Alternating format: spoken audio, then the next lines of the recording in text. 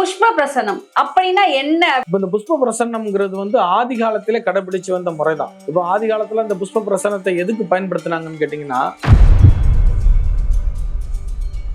பிரசன ஜோதிடம்னாலே குலதெய்வத்தை கண்டுபிடிக்கலாம் அப்படின்னு தான் போய் நிப்பாங்க. ஆமா, அதுல புஷ்ப பிரசனம் எதுக்கு ஸ்பெஷல் சார்? புஷ்ப பிரசன்னத்துல எல்லாமே கண்டுபிடிக்கலாம். குலதெய்வம் கண்டுபிடிக்கலாம். உங்களுடைய இப்ப ஒரு தொழில் பண்ண போறீங்க, அல்லது ஏதாவது வீடு வாங்க போறீங்க, யார்கிட்டயாவது கடன் தான் கேட்டிருக்கீங்க, இப்படி ஏதாவது உங்க மனசுல சில விஷயங்கள் ஓடிட்டு இருக்கும்.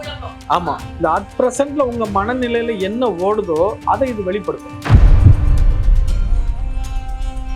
இப்போ நீங்க இப்போ உதாரணத்துக்கு நீங்களே வைக்கிறீங்கன்னா, நீங்க என்ன இதுல வைக்கிறீங்களோ அதை பொறுத்து அப்பதான் பலனே வெளிப்படும். இப்ப நான் உங்களை ஜட்ஜ் பண்ணிட்டு உட்கார முடியாது. நீங்க வச்ச பிறகுதான் நான் உங்களை ஜட்ஜ் பண்ண முடியும். பாரம்பரியமா பார்த்துட்டு இருக்கிற ஜோதிடத்துக்கும் இந்த புஷ்ப ஜோதிடத்துக்கு, அந்த புஷ்ப பிரசன்னத்துக்கும் என்ன வித்தியாசம் இருக்கு? பாரம்பரியமா பார்த்துக்கிட்டு இருக்கக்கூடியவங்க பாத்தீங்கன்னா, அவங்க ஜாதக கட்டத்தையும் கோச்சார பலன்களையும் வச்சு கணக்கு பண்ணுவாங்க. இது அதான் சொன்னேன் இல்லையா,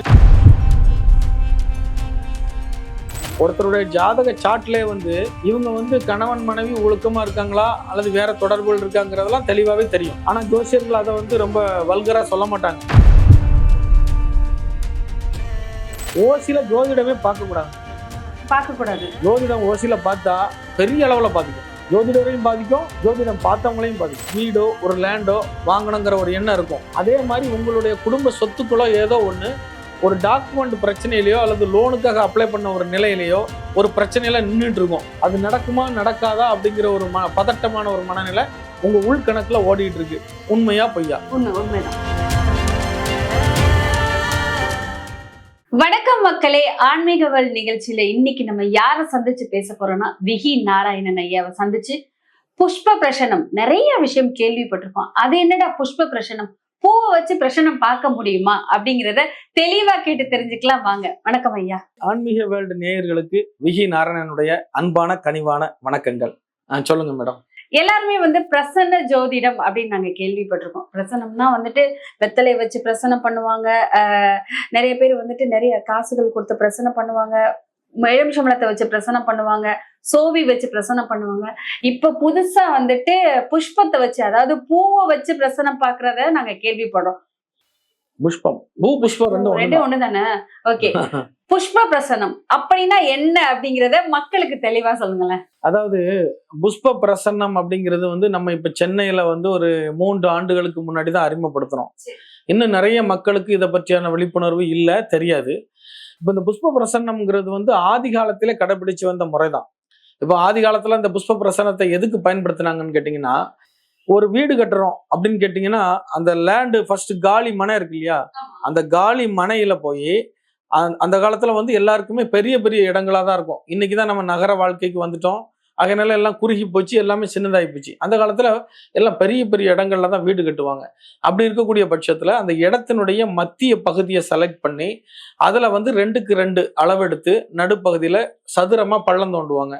பள்ளம் தோண்டி ஒரு 7 குடம் தண்ணீர் பிடிக்கிற மாதிரி அந்த வீட்டு தலைவிய குடத்துல தண்ணி ஊத்த சொல்லுவாங்க. அந்த குழியில ஆமா, அந்த பள்ளத்துல தண்ணி ஊத்துன பிறகு அந்த தண்ணியில ஒரு தாமரை பூவை அந்த பிரசன்னம் பார்க்கக்கூடியவர் போடுவார்.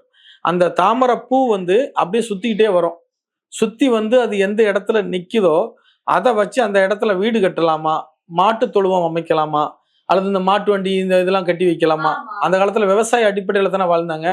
அல்லது குடோனா இது பண்ணிக்கலாமா, அல்லது அங்க இருக்கவே கூடாதா, இப்படிங்கிறத பத்தியான விஷயங்கள் எல்லாம் அந்த புஷ்ப பிரசன்ன அடிப்படையில தான் பார்த்தாங்க. இதே புஷ்ப பிரசன்ன அடிப்படையில தான் இன்னைக்கு ஜாதக அடிப்படையில பலன்கள் எனக்கு ஒருத்தர் கத்து கொடுத்தாரு. அதன் அடிப்படையில தான் நானும் இப்ப பாக்குறேன். புஷ்ப பிரசனம் பார்க்கும்போது அதுல என்னென்ன பார்க்கலாம்? இப்ப நிறைய பேர் முக்கியமா என்ன செய்வாங்கன்னா பிரசன ஜோதிடம்னாலே குலதெய்வத்தை கண்டுபிடிக்கலாம் அப்படின்னு தான் போய் நிப்பாங்க. ஆமா, அதுல புஷ்ப பிரசனம் எதுக்கு ஸ்பெஷல் சார்? புஷ்ப பிரசன்னத்துல எல்லாமே கண்டுபிடிக்கலாம். குலதெய்வம் கண்டுபிடிக்கலாம். உங்களுடைய இப்ப ஒரு தொழில் பண்ண போறீங்க, அல்லது ஏதாவது வீடு வாங்க போறீங்க, யார்கிட்டயாவது கடன் தான் கேட்டிருக்கீங்க, இப்படி ஏதாவது உங்க மனசுல சில விஷயங்கள் ஓடிட்டு இருக்கும். ஆமா, இந்த அட் பிரசன்ட்ல உங்க மனநிலையில என்ன ஓடுதோ அதை இது வெளிப்படுத்தும். அது அப்படி தெரியுமா சார்? தெரியும். அதாவது நீங்க இதை செய்யணும்னு நினைக்கிறீங்க, அல்லது இதை எதிர்பார்த்துட்டு இருக்கீங்க, இது கிடைக்குமா கிடைக்காதா, அல்லது கிடைக்கிறதுக்கு எவ்வளவு நாட்கள் ஆகும் அப்படின்னு சொல்லிட்டு இது வெளிப்படுத்தும். இந்த புஷ்ப பிரசன்னத்துடைய நாட்களுடைய அளவீடு பாத்தீங்கன்னா 3 மாசம். 3 மாசத்துல சரியாயிடுமா சார்? 3 மாசத்துக்கு ஒரு வாட்டி பார்க்கலாம். நீங்க எதிர்பார்க்கக்கூடிய காரியம் இந்த 3 மாசத்துக்குள்ள நடக்கும் நடக்காதுங்கிறத பத்தி சொல்லுவாங்க. நடந்துரும். அதுக்கப்புறம் நீங்க எனக்கு நடந்துருச்சுன்னு நீங்க சொல்லிட்டு அடுத்த பிரசன்னம் பார்த்துக்கலாம். சில பேர் வந்து ஒரு 10 நாளைக்கு ஒருக்கா பார்க்கணும்னு ஆசைப்படுவாங்க. அவங்க எப்படிப்பட்ட நபர்களா இருந்தா அவங்களுக்கு அது செட் ஆகும்னா, அன்றாட தொழில் பண்ணி லாபம் பார்க்கக்கூடியவங்க இருக்காங்கல்ல, அவங்களுக்கு 12 நாள். ஒரு ராசியினுடைய கட்ட அளவை பொறுத்து 12 நாளைக்கு ஒரு முறை புஷ்ப பிரசனம் பார்த்துக்கலாம். இப்படி பிரிக்கலாம். சரி, புஷ்பத்தை வச்சு பிரசன்னம் பார்க்கும்போது ஏதாவது இந்த பூவை தான் கொண்டு வரணும்னு இருக்கா? இல்ல நம்ம சில பேர் வந்து நம்மளே ஆசைப்பட்டு இப்போ ஒரு புஷ்ப பிரசனம் பார்க்க போறோம், ஏதோ ஒரு பூ கொண்டுட்டு வந்துருவாங்க. மஞ்சள் கலர் பூவோ, இல்ல மணமான மல்லிகை வெள்ளை கலர் பூவோ, பிச்சி பூவோ, ஜாதி பூவோ, ஏதோ ஒண்ணு கொண்டு அதை கொண்டு வரத வச்சே அவங்களோட இதை பத்தி சொல்லிடலாம். கண்டிப்பா கண்டிப்பா.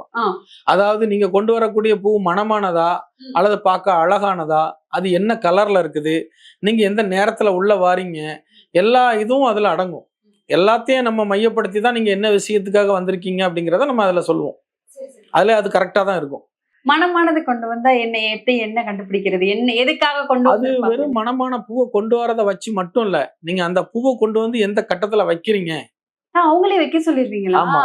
எலுமிச்சை பழத்தை ஒரு கட்டத்தையும் பூ ஒரு கட்டத்திலையும் வைக்க சொல்லுவேன்.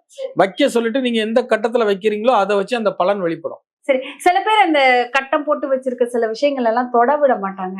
இப்ப நீங்க அவங்களே வைக்க சொல்றீங்க அப்படிங்கும் போது எதுக்காக அவங்கள வைக்க சொல்றீங்க? அவங்களோட எர்த் அதுல பாஸ் ஆகணும்ல. இப்போ நீங்க என்ன இப்போ நீங்க மனசுக்குள்ள நினைப்பீங்க, வைக்கக்கூடிய அந்த செகண்ட் வந்து உங்க கடவுளை வேண்டுவீங்க, அல்லது உங்க மனசுக்குள்ள சில எண்ண அலைகள் இருக்கும் அடி மனதுல. அந்த எண்ண அலைகள் வெளிப்படும். நமக்கு இது கிடைக்கணும், ஒரு கார் வாங்கணும், வீடு வாங்கணும் அப்படின்னு நினைச்சிட்டே வைப்பீங்க இல்லையா? அதனுடைய வைப்ரேஷன் இது இந்த கொடுக்கும் நமக்கு. சரி சரி, கேட்கும் போதே ரொம்ப ஆர்வமா இருக்கு. சோ ஒருத்தவங்க ரொம்ப கஷ்டமா இருக்காங்க சார். அவங்க வந்து உங்ககிட்ட எந்த கஷ்டத்தையுமே சொல்லல, எனக்கு இவ்வளவு பிரச்சனைகள் இருக்கு அப்படிங்கறத சொல்லல. அவங்க வந்து புஷ்பத்தை கொண்டு வந்து வைக்கிறாங்க. அவங்க அந்த கஷ்டமான கட்டத்துலதான் வைப்பாங்க இருக்காங்க, அதுலதான் வைப்பாங்க அவங்க. ஆமா, அவங்க எப்படி சுத்தி வச்சாலும், இந்த ஒத்த நம்பர்ல வைக்கிறேன், ரெட்டை நம்பர்ல வைக்கிறேன்னு எப்படி வச்சாலுமே அன்றைய பலன்கள்ல என்னென்ன கிரகங்கள் என்னென்ன அடிப்படையில் இயங்கிக்கிட்டு இருக்குங்கிறத பொறுத்து அவங்களுடைய மனநிலையினுடைய வெளிப்பாடு. அவங்க இப்ப இதுல இன்னொரு ஸ்பெஷலா இருக்கு. நீங்க வச்சு அதுல பலன் வருது பாத்துருங்க. இந்த பலனை உங்க ஜாதகத்தை வச்சு கம்பேர் பண்ணீங்கன்னா ரெண்டும் ஒரே மாதிரி இருக்கும். ஓ, அவ்வளவு ஷார்ப்பா இருக்கும். ஓகே ஓகே, அவ்வளவு தெளிவா காமிக்கும். ஓகே, இப்ப கடன் பிரச்சனையில நிறைய பேர் மாட்டிப்பாங்க. அவங்க கரெக்டா எங்க கொண்டு வந்துப்பாங்க? இல்ல, அது வந்து அதுதான் சொல்றேன் இல்லையா, இப்போ இந்த கட்டம் தானே இன்னைக்கு நம்ம முடிவு பண்ண முடியாது. அவங்க வைக்கக்கூடியவங்களுடைய பலனை பொறுத்துதான் அந்த நேரத்துல அது வெளிப்படும். இதுதான் அப்படின்ட்டு நீங்க எக்ஸாக்டா குறிச்சு பண்ண முடியாது. இப்போ நீங்க இப்போ உதாரணத்துக்கு நீங்களே வைக்கிறீங்கன்னா, நீங்க என்ன இதுல வைக்கிறீங்களோ அதை பொறுத்து அப்பதான் பலனே வெளிப்படும். இப்ப நான் உங்களை ஜட்ஜ் பண்ணிட்டு உட்கார முடியாது. நீங்க வச்ச பிறகுதான் நான் உங்களை ஜட்ஜ் பண்ண முடியும். வைக்க முன்னாடி இப்படிதான் இருக்கு அப்படின்னு நான் சொல்ல முடியாது. நீங்க வச்ச பிறகுதான் இந்த நிலையில இருக்கீங்கிறத எனக்கே தெரியும். ஒரு தொழில் சம்பந்தமா, ஒரு தொழில் வந்து ஒரு வேலை கிடைச்சிருக்கலாம், ஒரு தொழில் ஆரம்பிக்க போறேன், சொந்தமா ஆரம்பிக்க போறேன், ஏதோ ஒண்ணு. சோ இது நான் பண்ணலாமா பண்ணக்கூடாதா, இதை பண்ணினா நல்லது நடக்குமா அப்படிங்கறத வந்து வெளிப்படுத்தலாமா? அதாவது ஒரு பலன் வந்து எப்படி வெளிப்படுத்தும்னு கேட்டீங்கன்னா, நீங்க ஒரு பலனை வச்சிருவீங்க, மனசுல ஒண்ணு நினைச்சிட்டு வைப்பீங்க. ஆனா உங்க ஆழ் மனதுல சில எண்ணங்கள் ஏற்கனவே இருக்கும். அதை அந்த நிமிஷத்துல நீங்க மறந்துருப்பீங்க வச்ச நேரத்துல. இதுல நீங்க ஒரு இதுக்கு தான் வச்சிருப்பீங்க. ஆனா அதுல 4 பலன் வெளிப்படும். நீங்க வந்து இதை நினைச்சிருக்கீங்க, இதை நினைச்சிருக்கீங்க, இது நடக்கும், இது நடக்காது, இந்த விஷயங்கள் உங்க ஆழ் மனசை தேடிட்டு இருக்கு அப்படிங்கிறது எல்லாமே அதுல வரும். நீங்க இதை வச்சுட்டு ஒரு 3 மாசம் நீங்க அனலைஸ் பண்ணி பாத்தீங்கன்னா, ஓ அவரு சொன்னது இதுல கம்பேர் ஆகுது அப்படிங்கிறது உங்களுக்கு நடைமுறையில தெரியும். அந்த எல்லாத்துக்குமே அந்த 3 மாசம் டைம் தானா சார்? அந்த 3 மாசத்துல விஷயம் நடக்கும், நடக்காமலும் போகும். நடக்காம போகாது. இல்ல, என்ன நடக்குங்கிறத சொல்லிருவீங்க. ஆமா, என்ன இப்போ வந்து நீங்க 3 வச்சுட்டு 3 ஒரு கடன் வாங்கணும்னு எதிர்பார்க்குறீங்க, பேங்க்ல லோனுக்கு போகணும் அப்படின்னு நினைச்சிட்டு எதிர்பார்த்துட்டு புஷ்ப பிரசனம் வைக்கிறீங்க. கடன் வைக்கணும் வேணும்னு சொல்லி வச்சுட்டு கடன் வரும் அப்படி கிடைக்கும்னு சொல்லி நான் சொல்லிடுறேன் உங்களுக்கு. சொன்ன பிற்பாடு ஒரு 10 நாளோ 20 நாளோ பொறுத்து வேற ஏதோ ஒரு சூழ்நிலையில உங்களுக்கு பணம் வந்துருச்சுன்னா நீங்க அந்த லோன் வேண்டான்னு கட் பண்றீங்க. அதுக்கு நான் பொறுப்பாக முடியாதுல்ல. உங்களுக்கு லோன் ரெடி ஆகுது, கடன் வாங்கணுங்கிற எண்ணம் இருக்குது, ஆனா பணம் வேற எங்கிருந்து வந்துருது. அப்ப அது அந்த இதை தடுக்குது. அப்ப அப்படிங்கும்போது நீங்க மாறிக்கிறீங்க, பலன் மாறாது. பலன் நீங்க கடன் வாங்குற எண்ணத்தோட தான் வைக்கிறீங்கிறத அதை வெளிப்படுத்தும். பாரம்பரியமா பார்த்துட்டு இருக்கிற ஜோதிடத்துக்கும் இந்த புஷ்ப ஜோதிடத்துக்கும் அந்த புஷ்ப பிரசன்னத்துக்கும் என்ன வித்தியாசம் இருக்கு? பாரம்பரியமா பார்த்துக்கிட்டு இருக்கக்கூடியவங்க வந்து பாத்தீங்கன்னா, அவங்க வந்து ஜாதக கட்டத்தையும் கோச்சார பலன்களையும் வச்சு கணக்கு பண்ணுவாங்க. இது வந்து அதான் சொன்னோம் இல்லையா, நீங்க வைக்கக்கூடிய உங்களுடைய ஒத்துழைப்பு முதல்ல வேணும். வைக்கக்கூடியவங்க வந்து இரு மனநிலையோட ஒரு குழப்பமான ஒரு சூழ்நிலைகளோட வைக்கும் பொழுது அவங்களுக்கே தான் என்ன கேட்குறோங்கிறதே தெரியாது, அல்லது மறந்துடுவாங்க, அல்லது குழப்புவாங்க நம்மள. 2 3 விஷயங்களை ஒண்ணா நினைச்சுக்கிட்டு பல குழப்பத்துக்கு மத்தியிலேயே வந்து வைப்பாங்க. அவங்களுக்கு நீங்க என்ன சொன்னாலும் சாட்டிஸ்ஃபையே ஆகாது. நான் இதெல்லாம் நினைச்சேன், அதெல்லாம் நினைச்சேன், மாறுவாங்க.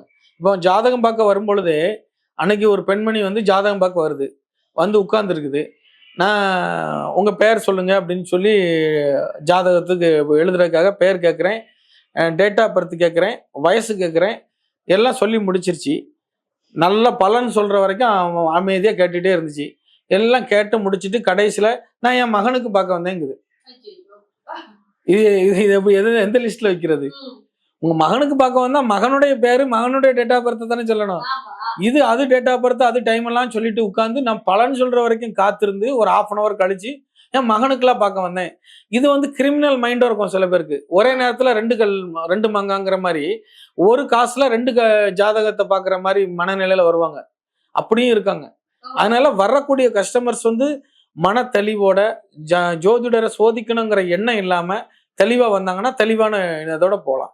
ஜோதிடமே நம்பிக்கை தானே, அப்ப நம்பணும் ஜோசியரை. சில பேர் வந்துட்டு ஜோதிடம் பார்க்க வந்திருப்பாங்க. வந்துட்டு நீங்க சொன்ன மாதிரி குழப்பத்திலேயே இதை கேட்கலாமா கேட்க கூடாதா பொய் சொல்லுவாங்க.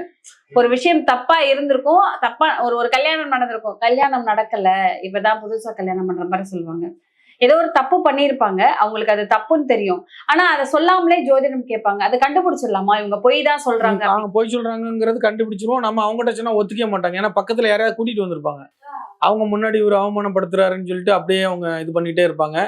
நமக்கு தெரியும் சரி இது பொய் சொல்லுதுன்னு தெரியும், அதனால கண்டுக்க மாட்டோம். பொதுவா ஜோசியர்கள் வந்து சில இடங்கள்ல பெருந்தன்மையா தான் நடந்துக்குவாங்க. ஒருத்தருடைய ஜாதக சாட்லயே வந்து இவங்க வந்து கணவன் மனைவி ஒழுக்கமா இருக்காங்களா அல்லது வேற தொடர்புகள் இருக்காங்கிறதெல்லாம் தெளிவாவே தெரியும். ஆனா ஜோசியர்கள் அதை வந்து ரொம்ப வல்கரா சொல்ல மாட்டாங்க. தெரியும் யாரு கூட தொடர்புல இருந்தா தெரிஞ்சிரும். அந்த இதை வந்து நாசுக்கா அடக்கி வாசிப்பாங்க. ஏன்னா குடும்பம் குலைஞ்சிடக்கூடாது, ஏதோ இவரு ஒரு ரூட்ல போறாரு அந்த அம்மா ஒரு ரூட்ல போகுதுன்னு சொல்லிட்டு இவங்க வந்து அதை பெருந்தன்மையா விட்டுருவாங்க. இப்படி நிறைய இருக்கு. சரி, ஒரு விஷயம் கேட்கிறேன், ஜோதிடர்கிட்ட பொய் சொல்லலாமா? ஜோதிடர்கிட்ட பொய் சொல்லக்கூடாது. இப்போ வந்து நீங்க வந்து வாழ்க்கையில வந்து ஒரு விஷயத்துக்காக ஒரு தீர்வுக்காக தான் வரீங்க தேடி. நம்ம வந்து அடுத்த கட்ட நகர்வுக்கு போகணும், நம்ம ஒரு இடத்துல குழப்பமா இருக்கிறோம், இந்த குழப்பத்துல இருந்து ஒரு தெளிவு பிறந்து ஒரு தெளிவான பாதையை நோக்கி நம்ம பயணிக்கணும், இனி போறதாவது நல்லா இருக்கணுங்கிற எண்ணத்துலதான் வரீங்க. அதுலயே நீங்க குழப்பம் பண்ணீங்கன்னா அப்ப எல்லாமே குழப்பமா தானே இருக்கும். அப்ப ஜோசியருக்கு நர்வஸ் ஆயிடும். இன்னும் ஜாதகத்துல இருக்கிறது வேற, இந்த அம்மா சொல்றது வேற மாதிரி இருக்கு, எல்லாமே டோட்டலா வேற மாதிரி இருக்கே அப்படின்னு சொல்லிட்டு அது ஒரு குழப்பமான பதில் தான் வரும். அதுக்கப்புறம் கண்டிப்பா ஜோதிடர் கிட்ட பொய் சொல்லக்கூடாது, என்ன இருக்கோ அதை அப்படியே சொல்லணும் அப்படிங்கிறது. கண்டிப்பா கண்டிப்பா கண்டிப்பா நிறைய பேர் நிறைய இடத்துல சொல்லுவாங்க, டாக்டர் கிட்டையும் ஜோதிடர் கிட்டையும் வந்துட்டு பொய் சொல்லக்கூடாது. அது இன்னொரு விஷயம் பண்ணுவாங்க கஸ்டமர்ஸ், என்ன பண்ணுவாங்கன்னா ஜோதிடர் வந்து ஒரு ஜோதிடர் வந்து வாய் திறந்து பரிகாரம் சொல்றாருன்னு வச்சுக்கோங்க, அவங்க வந்து பரிகாரம் கேட்பாங்க. எனக்கு இந்த மாதிரி தோசை இருக்குன்னு சொல்லிட்டீங்க சாமி, நான் என்ன பண்ணலாம், இதுக்கு என்ன பரிகாரம் பண்ணலாம் அப்படின்னு சொல்லிட்டு. அப்போ ஜோதிடர் வந்து ஒரு குறிப்பிட்ட கோயிலை சொல்லி இந்த கோயிலில் போய் பண்ணுங்க நல்லா இருக்கும்னு சொல்லுவாங்க. இவங்க என்ன பண்ணுவாங்க, அந்த ஜோதிடரே கன்சல்ட் பண்ணாம நேரடியாக அந்த கோயிலில் போய் பண்ணுவாங்க. அந்த பலன் பலிக்காது. ஏன் பலிக்காது அப்படின்னா, உங்களுக்கு வாயை திறந்து பரிகாரம் சொல்லும் போதே பாதி பாவம் அவரை சார்ந்துருது. சரி, பாதி பாவம் ஜோதிடரை சார்ந்துருது. இவங்க வந்து ஜோதிடர்கிட்ட சொன்னா காசு நிறைய ஆகும், நம்ம நேரடியா போய் பார்த்துக்கலாம் அப்படிங்கிற ஒரு மனநிலையோட அங்கேயும் கிரிமினல் தொலைக்க போறதே, பாவத்தை தொலைக்க போறது, அதுலயும் கிரிமினலா இருப்பாங்க. அப்ப அந்த பரிகாரம் செல்லுபடியாக, ஏன்னா முதல் துரோகமே குரு துரோகம், எப்படி செல்லுபடியாகும்? செல்லுபடியாகாது. இப்படி எல்லாம் இருக்கிறாங்க. ஜோதிடத்தை பொறுத்த வரைக்கும் நிறைய விஷயங்கள் இருக்கு. அவ ஜோதிடர் கிட்ட சொல்லும் போது ஒரு நிலையான மனநிலை இருக்கணும். ஜோதிடரை நம்பணும், ஜோதிடத்தை நம்பணும். சில பேர் ரொம்ப பெருமையா சொல்லுவாங்க, நான்லாம் ட்ரெயின்ல வந்துகிட்டு இருக்கும்போது ஒரு லேடி கேட்டுச்சு, நான்லாம் ஜோசியத்தை நம்பவே மாட்டேன் அப்படின்னு சொல்லி ஒரு 10 நிமிஷம் கழிச்சு, மேசராசிக்கு எப்படி இருக்கு? மேசராசிக்கு அப்படியே தான் இருக்கு, நீங்களும் அப்படியே இருங்க நம்பாம, ஏன் அதை பத்தி கேக்குறீங்க, அதாவது அங்கங்க இருக்கட்டும் அப்படின்னு. அதுக்கப்புறம் இல்ல கொஞ்சம் பார்ப்பேன். அப்ப இது என்னன்னா தூண்டுறது. அவங்க நம்பல அப்படின்னு உடனே ஜோதிடர் எமோஷனல் ஆகி அவங்கள நம்ப வைக்கிறதுக்கு ட்ரை பண்ணுவாரு. ஓசியில பார்த்துட்டு போயிடலாம். ஓசியில ஜோதிடமே பார்க்க கூடாது. ஜோதிடம் ஓசியில பார்த்தா பெரிய அளவுல பாதிக்கும், ஜோதிடரையும் பாதிக்கும், ஜோதிடம் பார்த்தவங்களையும் பாதிக்கும். கண்டிப்பா. ஆமா, அதே மாதிரி ஜோதிடம் பார்த்துட்டு ஆன்லைன்ல பாக்குறாங்க இல்லையா, பார்த்துட்டு ஜோதிடருக்கு காசு போட மாட்டாங்க, அவங்களெல்லாம் பெருவாரியா பாதிக்கும். கர்மா இல்லையா? உங்க கர்மாவை எடுத்து தானே சொல்றாங்க. கிட்டத்தட்ட ஆண்டவன் வந்து எப்ப விதியை எடுக்க போகுதுங்கிறத குறிச்சு வச்சிருக்கிறான். அந்த தேதியை ஒரு சில ஜோதிடர்கள் சரியாவே கணிச்சிடுறாங்க. இப்ப ஆண்டவனுக்கு அடுத்த நிலையில இருக்கக்கூடியவங்க எல்லாம் ஜோதிடர்கள்லாம். அப்ப அவங்க மதிக்கணும்ல. அவங்கள தேடி தானே நீங்க போறீங்க. நீங்க வாங்கன்னு அவங்க கூப்பிடல. அவங்கள தேடி தான் நீங்க போறீங்க. அப்ப அவங்களுக்கு ரெஸ்பான்ஸ் கொடுக்கணும். கண்டிப்பா. அந்த காலத்துல குருமார்களை வந்து மன்னர்கள் வந்து அவ்வளவுக்குள்ள மதிச்சு ஆமா ஆமா கூடவே வச்சிருப்பாங்க. மன்னர் காலத்துல இருந்தே இந்த தொழில் இருக்கு, ஜோதிடம்ங்கிற தொழில். அப்ப மன்னர் என்ன கேட்பாருன்னா, கைக்குள்ள எதையாவது ஒண்ணு மறைச்சு வச்சுக்கிட்டு, ஜோதிடரே என் கையில் இருக்கக்கூடிய பொருள் என்ன அப்படின்னு சொல்லி கேட்பாரு. ஜோதிடர் உடனே பஞ்சாங்கத்தை புரட்டி பார்த்துட்டு, மன்னரே தற்சமயமாக ஓடிக்கொண்டிருக்கக்கூடிய ஓரையானது குரு ஓரை, தாங்கள் கையில் இருப்பது தங்க கணையாளி அப்படிம்பாரு. உடனே இந்த அப்படி பொற்காசுகளைன்னு ஜோதிடருக்கு அள்ளி கொடுப்பாரு. அந்த மாதிரி ஜோதிடம் வேற லெவல்ல இருந்துச்சு. இன்னைக்கு வந்து தரந்தாழ்ந்து போயிருக்கிறதுக்கு காரணம் என்னன்னா, ஜோதிடத்தை சரியான முறையில் கொண்டு போய் சேர்க்காத மாதிரியான ஒரு நிலை. மக்களுக்கு வந்து கடவுள் நம்பிக்கை இல்லைங்கிற ஒரு கூட்டம் வந்து தொடர்ந்து இந்த ஜோதிடத்தை வந்து ஒரு காமெடி பீஸ் மாதிரி அங்கங்க நிகழ்ச்சிகளை வச்சு பண்றாங்க. எல்லா துறையிலையுமே தவறு இருக்கு. மருத்துவத்துல தவறு இருக்கு, அரசியல்வாதிகிட்ட தவறு இருக்கு, மளிகை கடையில தவறு இருக்கு, இங்க இருக்கக்கூடிய ஹோட்டல் 10 ரூபா டீல கூட தவறு இருக்கு. எவனாவது வந்து 10 டீ கடைக்காரனை கூப்பிட்டு வைக்கிறானா, நீயா நானாவா இருக்கட்டும், எந்த நிகழ்ச்சியா இருக்கட்டும், உன் டீ நல்லா இல்ல, நீ போடுற டீ நல்லா இல்லைன்னு சொல்றாங்களா, ஜோதிடரை மட்டும் கூப்பிட்டு வச்சு இவனுக்கு கிண்டல் அடிப்பாங்க. ஏன்னா மத்த தொழில கிண்டல் அடிச்சா ஆப்படிச்சிருவாங்க. ஒரு அரசியல்வாதியை கூப்பிட்டு வைக்க வேண்டியதுதானே, உங்க துறையில இவ்வளவு ஊழல் இருக்கு, உங்க துறையில இவ்வளவு ஊழல் இருக்கு, நீங்க பண்றது தப்பு அப்படின்னு சொல்லி அவங்கள வச்சு நக்கல் பண்ண வேண்டியதுதானே. பண்ண மாட்டாங்க. ஏன்னா நம்ம சேனலுக்கே ஆபத்து வந்துடும் அவங்களுக்கு தெரியும். ஜோதிடர் தான் இழிச்சவன் எல்லாருக்கும். கண்டிப்பா. ஜோதிடம் அப்படிங்கிறது வாழ்க்கைக்கு வந்து ரொம்ப முக்கியமான விஷயம். ஜோதிடம் இல்லாமல் வந்து இந்த விஷயமும் வந்து தெளிவா பண்ண முடியாது. முக்கியமா ஜோதிடர்கள் கிட்ட பொய் சொல்லக்கூடாது. என்ன இருக்கோ அதை அப்படியே சொல்லணும். அது புஷ்ப பிரசனம் பாக்குறது ரொம்ப சிறந்தது அப்படிங்கறத வந்துட்டு ஐயா ரொம்ப தெளிவா சொல்லியிருக்காரு. இப்போ ஒரே ஒரு ஆருடம் கணக்கு சொல்றேன். இப்ப நீங்க என்கிட்ட எதுவுமே கேட்கல, நீங்க எதுவுமே பண்ணல, நீங்க இப்ப என்ன மனநிலையில இருக்கீங்கிறத நான் ஒண்ணு சொல்றேன். அதை சார்ந்து உங்களுக்கு சரியா தவறான்னு சொல்லுங்க. உங்களுக்கு ஒரு லேண்ட் சம்பந்தமான சிந்தனைகள் உங்களுக்கு ஓடிக்கிட்டு இருக்கும். அதாவது வீடோ ஒரு லேண்டோ வாங்கணுங்கிற ஒரு எண்ணம் இருக்கும். அதே மாதிரி உங்களுடைய குடும்ப சொத்துக்களோ ஏதோ ஒண்ணு ஒரு டாக்குமெண்ட் பிரச்சனையிலையோ அல்லது லோனுக்காக அப்ளை பண்ண ஒரு நிலையிலையோ ஒரு பிரச்சனையில நின்றுட்டு இருக்கும். ஒரு தாமதமான ஒரு சூழ்நிலையில நின்றுட்டு இருக்கும்.